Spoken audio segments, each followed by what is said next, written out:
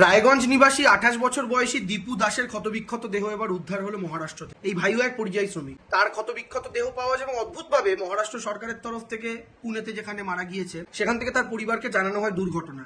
কিন্তু পরিবার যখন তার ফটো দেখতে চায় তখন সেই ফটো পাঠানোর পর তাদের সন্দেহ হয় এবং তারা এখন সন্দেহ করছেন, এবং আমাদেরও যেটা সন্দেহ যে গোটা ভারতবর্ষ জুড়ে এই মুহূর্তে ভাষার ভিত্তিতে যে অত্যাচার বাঙালিদের উপর নামিয়ে আনা হয়েছে তারই একটা এক্সটেন্ডেড পার্ট হিসাবে রায়গঞ্জ নিবাসী দীপু দাস তার মৃত্যু হয়েছে।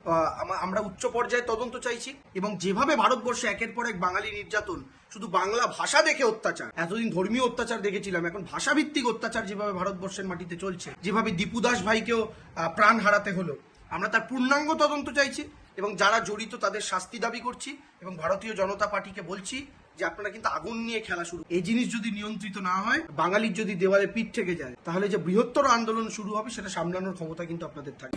বাংলা হান্টের আরো খবর দেখতে নজর রাখুন। বাংলা খবর মানেই বাংলা হান্ট।